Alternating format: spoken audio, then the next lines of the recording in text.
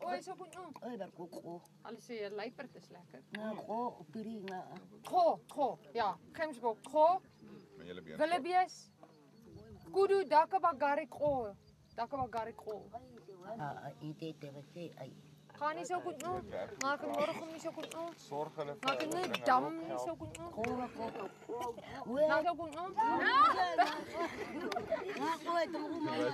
Ek sê waar eet julle vleis? Hulle sê hulle eet min vleis. Ek sê maar eet julle springasse? Hulle sê ja natuurlik. Eystervark ja natuurlik. Norregom ja natuurlik. Ek sê slang, hulle sê nee man ons eet nie die duiwel nie. Eet nie slange. Hulle verkies dat ons hulle San noem of hulle hou van Bushman. Kom jy San kwee of Bushman sam koming ngakatay San ngar. Kains kukosa mimi mskote me ayuru bagat matar na daratas komen is kains is komen mskote.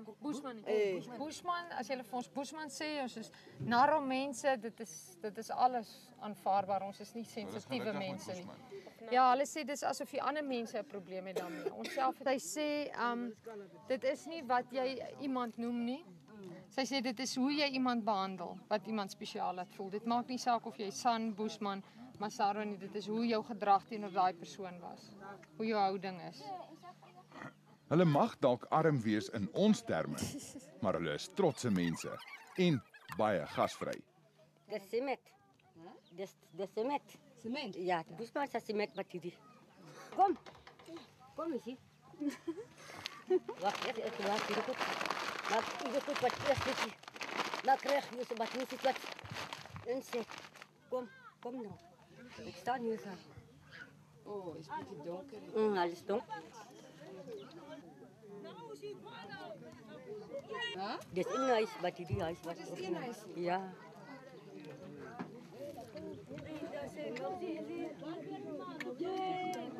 Man in kwakarku.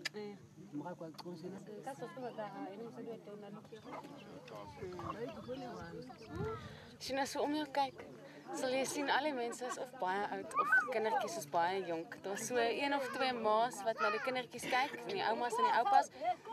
En dan al die ouer kindertjies is na die skole toe. So hulle moet nou gaan leer lees en skryf sodat wanneer hulle groter word en is ook waar die jong mense is, hulle kan werk soek by die lodges in die plase en die omgewing en so. Nou die idee is dat hulle gaan werk soek om dan nou terug te kom en die gesinne te help of geld en kos en klere sal stuur.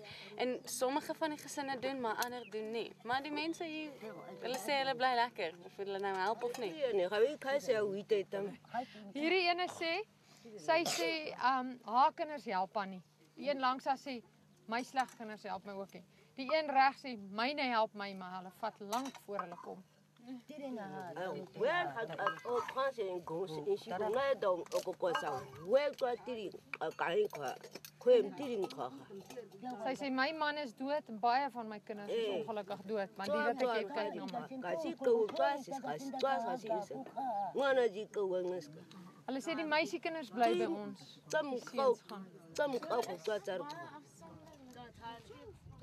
Party van hulle kinders word deur die veraf stede opgevreet, maar meeste gaan werk op die plase in die omgewing.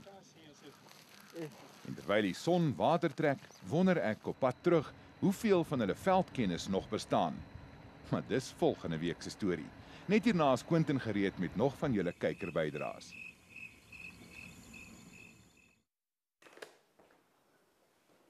Niemand thuis nie, seker maar weer in die bos. Ek gaan maar so lank koffie maak. Nee, dis nie 'n vlinder nie, ook nie 'n mot nie, ook nie 'n by nie, maar dis wel 'n byvlieg. Moenie so verbaas wees dat vliee ook op styfmeelvoet nie. Daar's 'n hele klomp vliegsoorte in die families Acroceridae, Nemestrinidie, Bambilidae en in hierdie geval die familie Sifridae wat net op nektar en styfmeel voed. En hierdie baljaar behoorlik in die styfmeel en is van kop tot tone geel gepoeier. Dis nie die duidelikste foto's nie, maar jy sal duidelik die zigzag patroon in die spinnekop web sien. En Marie Crawford van Appington is beïndruk met die gebande wawielweb spinnekop se naaldwerk om haar web wat in twee geskeer het so mooi vas te werk. Nee Marie, dis nie herstelwerk in die web nie.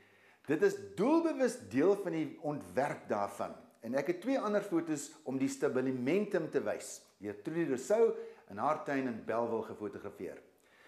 Die verdikte sydrade word die stabilimentum genoem. En party kenners sê die ritsleierstruktuur help om die spinnekop te versteek. Ander dink dit help om die sydrade styf te span om vibrasies van prooi wat daarin beland beter na die spinnekop te sein. En 'n derde verklaring is dat dit ultraviolet lig reflekteer, net soos wat blomme doen en dan insekte nader lok. Die vorm en posisie van die verdikte drade verskil van spesies tot spesies en selfs binne 'n enkele spesies. Snaaks, in alle jare wat ek met kykers se bydraes gewerk het, was daar nog nooit foto's of video's van 'n slanghalsvoël op 'n nes nie. Of nog beter, 'n slanghalsvoël wat 'n kuiken voer nie. Kyk nou mooi. Die kuiken pleit met groot lawaai en sodra die ouer gereed is om te voer, druk die kuiken die kop heeltemal in die ouer se keel in. Dan sluk en sluk meer soos die ouer die krop leegmaak. Nie 'n krieseltjie kos bly agter nie. En dan wil die kuiken nog hê. Hannes Enslin het die video by die Nandoni dam geneem en is so mooi dat ek dit sommer weer wil wys. Beide ouers voer die kuikens die vis en paddas wat hulle gevang het. En vir piepklein kuikens word die kos opgebraak. Ouer kuikens druk hulle koppe tot diep in pa of ma se keel en sluk die kos daar. In warm weer dra die ouers ook water vir die kuikers aan. En kyk na daai nes, 'n platform van allerlei stokke en takke. Dit lyk wankelrig, maar is tog baie stewig gevleg. En sou jy reken dis ook vraatsigheid, dat so 'n groot leeumannetjie vir hom 'n klein springbok lam sou vang. Dis mos nie 'n maaltyd waardig nie. Eddie Fourie van Kudu's Kop het die foto's in die Galagadi Oorgrenspark geneem. Julle gaan oor en oor hoor dat ek sê, in die natuur laat jy nie die kans vir maklike prooi deur jou kloue en tande glip nie. Waarvoor jy nou jou neus optrek, is jy later kwyt. Kos is kos. Die lam is waarskynlik met baie min moeite gevang. En dis 'n energiebesparende bonus. Onthou, die springbok lammetjie gaan lê plat op die grond en skei geen reuk af nie. Dis hoe die meeste wegkruip vir roofdiere. Maar partymal raak hulle ook 'n verspot maklike prooi vir oplettende leeu's. Snaaks, maar dit gebeur gereeld dat dieselfde soort stories keer op keer kort na mekaar hier aankom. En ek maak die koevert wat Jan Geit van Silverton gestuur het oop en kry 'n video van 'n witkleurige swartoog tiptol wat in Pretoria Wes se geweste gesien is. Meeste van die gewone kleur is afwesig, net klein vlekkies van die swart op die kop en bietjie bruin elders op die lyf. En die blerts ligte geel onder die stert. Die oog en snavel en pote is donkerig. Maar hierdie witterige swart oogtiptol het 'n bietjie meer kleur as die vorige een.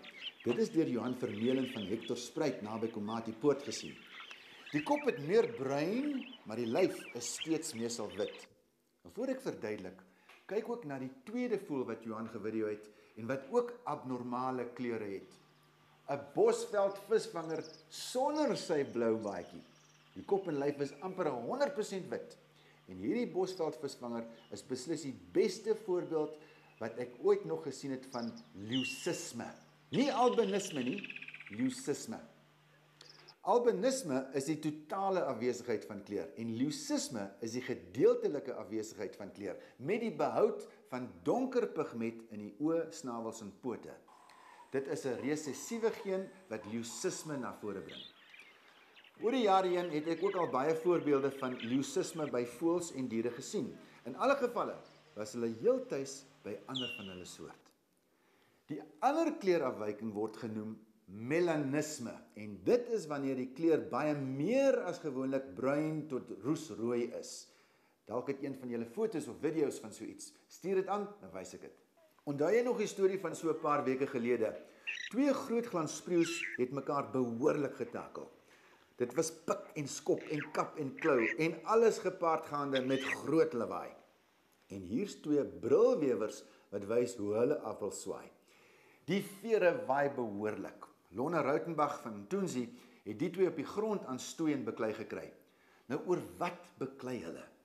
Nee, ek moet maar net raai, want dit is 'n twis miskien oor 'n tuisgebied of eerste aanspraak op 'n wyfie of kossie. Dis nie asof daar intense kompetisie binne 'n swerm is nie. Brilwewers paar lewenslank en 'n paartjie, soms saam met hulle afhanklike kleingoed, hou maar een kant. Onthou nou, einde van elke maand deel ons 'n prys vir die beste kykerbydra uit.